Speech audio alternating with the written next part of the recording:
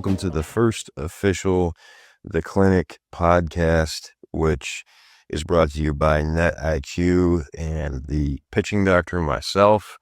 It's been a long time coming, something I'm very excited to get started. Alongside me, I have my associate Connor, who will be with me for most of these. And I'm also excited to introduce you to him. Connor started with me 3 years ago, approximately, remote training. And we've stayed in touch since, have many like-minded conversations. He's also helped me get the NetIQ app up and running in many different ways, and very grateful for his help and friendship and fellowship through both good and bad times in many different cases. Welcome, my brother, to the podcast, and introduce yourself a little bit for us, for those of the individuals out there who don't know you. Appreciate it, Doc. It's a pleasure to be on. So, as Doc said, I worked with him remotely when I was in high school, and extremely eye-opening because Seth's training is not cookie cutter at all. It's built from his thousands of hours of study and implementation. As everybody listening to this probably already knows, his achievements are insane, but what I think really makes him world class is his adaptability, plus his ability to articulate ideas clearly, because he's lived every single moment, and he knows exactly what guys are going through. So for any listeners today, we both encourage you to throw in your headphones, go for a drive or a walk, because I believe this short episode will probably serve as a mental reset. So Seth, go ahead real quick and tell them about your approach and how it differs from cookie cutter traditional programs. I think that one of the best ways that I could explain the approach that I'm at least trying to now create with NetIQ and the tools that we have available to us today, is I'm essentially trying to create a nervous system that manages nervous systems. That we all obviously are a nervous system and operate off of sensory feedback that is then processed and through emotion, along with experience and ego, past history, trauma, uh, the environment that we're in, and numerous other factors. We then spit out a reaction or a response of some kind, and that behavior evolves over time and can determine whether or not you're capable of doing uh, quite amazing things, depending on how you spend your time. And it can also make you very good at not a whole lot, sitting and playing video games, or ending up spending a lot of time in really bad posture, or filling your time with quick dopamine filled activities that don't actually entrain the body and engage the body into any type of actual work and integrate it into motion and into activity where it's actually going to be reinforced to work for its reward. Um, but instead, the sense of entitlement grows even greater um, due to the world that we live in and the lack of understanding of that concept. So, what we kind of set out to do was to use, instead of using AI to construct something, to write a paper for you that you're late on, or to give you the answer to a question that you didn't know before, to instead teach it how to think the way that I think and the way that I have learned to think over the last 35 years of my life and all the experiences that I've had in training myself and training others, and to find those critical areas of focus that are going to expose the individual to the deficiencies in their nervous system, and that are going to rewind the tape back to their very early neurodevelopmental stages of life, where they learned movements from sitting up to crawling to standing to walking to throwing to running and much, much more, and developed their biomechanical profiles or CPGs, central pattern generators, which we'll get into at some point down the road. The code or the program that runs when I toss you the ball, Connor, and say throw, uh, that picture that gets established early on for many individuals is a great limiting factor and is something that establishes uh, how you define various movements or ideas in your mind, how you limit them.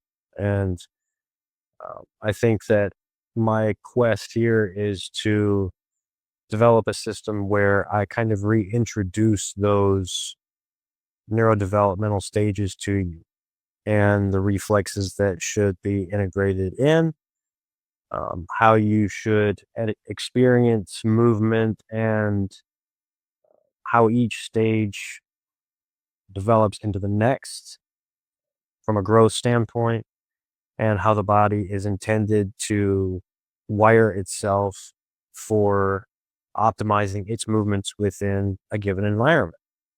And within running you through that generalized CPG or program, we will, with the feedback given, both subjective and objective, what you do in the weight room, the positions that you're able to get in and maintain for however long of a duration, the speed at which you're able to perform certain activities and assessments, the rate at which you're able to move weight, the various drills that correlate to the pitching and skill side of things with throwing that correlate very closely. Things like grip strength, even, and uh, numerous other activities as well, sprint speed that are going to directly affect your ability to produce force in the ways that we need for throwing, for the skill of throwing.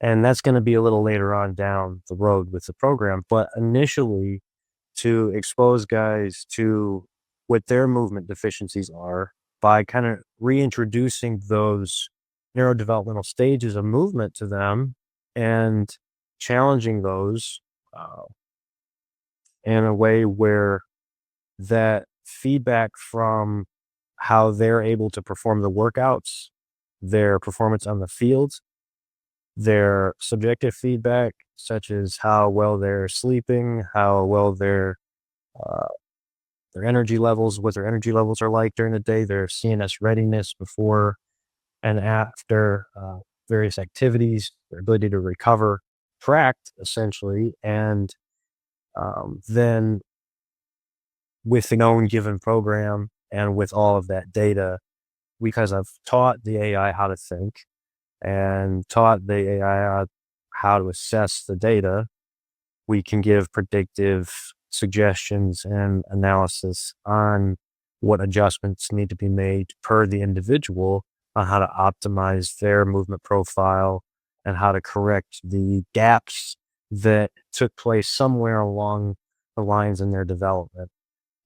Or whenever that picture originally got set, how to reset it and how to crystallize a new picture for throwing or for sprinting, or how they sit, stand, and walk, essentially, um, to remodel that to the most efficient models possible and reintegrate that back into their skill learning in a way so that they become the most efficient version, neurologically speaking, that they can possibly be, and have that data regularly, basically 24/7, managed by a system that uh, can think and uh, look for the things that I look for based upon the experience that I've acquired over the past 35 years and all of the data and the research and the time, the hours spent. I can now bundle all that up into one place where it can act as a filter and run the data that I'm getting back from these individuals through that, and in doing so, create the best system for them in particular, and nail that lowest hanging fruit first and get their bodies firing the way that they were intended to, so that when I teach them how to throw, that we're not encumbered by movement incapabilities that basically are simply us just fighting windmills. You know, the reflexes or the movement capabilities or qualities that are necessary in order to actually perform the action itself, they don't have, right? So I have to actually expose them to that first and fix that part of the transmission before I can turn it all the way up to 6,000 RPMs. You're not going to redline something that you obviously is Different studies published nowadays on how prevalent anxiety is in this generation because guys are handed a phone pretty much fresh out the womb, never taught to sit with themselves. People seem to fear boredom and they fill every second of every day with distraction, and this likely it does prevent their any reflection or mental reset, and then this bleeds into their performance and then into their daily life because they don't know how to separate the two. This affects their relationships, energy, and motivation. The art of the clean slate seems to be absent nowadays. No one really has that skill to have a short memory, next pitch, next day, so to speak. So, how do you teach guys to handle a bad game and reset mentally? That's a great question. Um, I think that the first part of that question is uh, has to kind of be answered first, though. The environment that's being created is one where the attention span is very short, and the level of, like I said, short-circuited dopamine feedback, that the way our dopamine system is actually supposed to operate is that we're supposed to get the dopamine release from the chase itself of the goal, and that's actually where the highest concentrations of dopamine are supposed to be released, through the pursuit of the goal itself, not the actual acquiring of the trophy or whatever it is, the goal itself at the end. Um, that it's the quest. That if you've lost sight of that, then you really lost sight of the whole point. That it's the journey, um, that is where the beauty lies ultimately. And um, the culture that we're now exposed to definitely doesn't facilitate that at all. It's a very much a uh, instant gratification.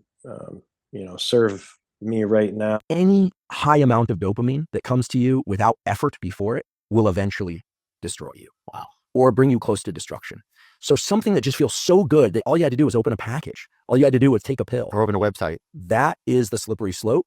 I'm not a huge UFC fan, but I've been to a few fights and it's fun. Look, someday I imagine, given my interests, maybe I'll just buy a ticket and it'd be a great thrill, right? But if I were a kid and I suddenly were just planted there every single night, guess what? You move one row back, it's going to feel like bad seating. This is why the children of very wealthy people often destroy their lives because they haven't had to work to have all this stuff.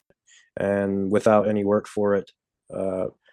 And with that comes the misunderstanding of what I'd quote Bolt here to say that, I trained for 4 years to run for 10 seconds, basically. Right. I mean, and really longer than that. I mean, he trained for 24 years, whatever, to run for 10 seconds, honestly.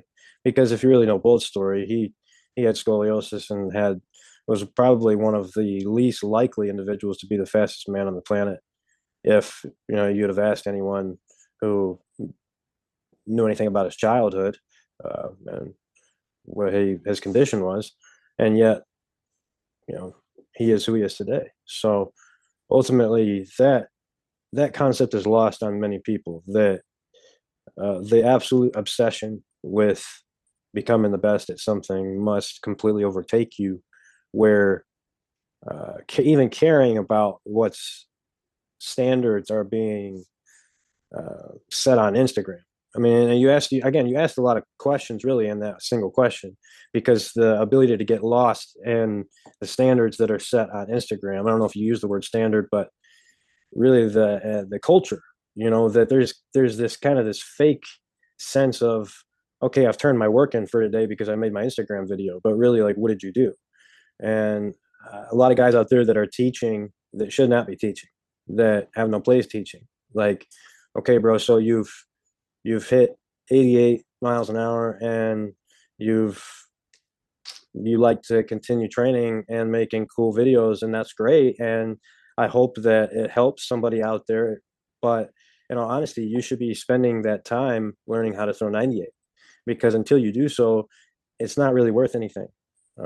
And it's not really worth, you going and exposing it, because you should be exposing it for one of two reasons: to either get other people to do something great, or to get yourself in a position where you can put yourself on a platform where you can help others to do something great, which means, take yourself to the big leagues and get yourself on a platform where you can, share the love of God, and the love that you have for the game and for your teammates and everything else that really makes you a worthy man, on this planet, that gives you the opportunity to do that at a much, much higher level when you can exhibit those abilities.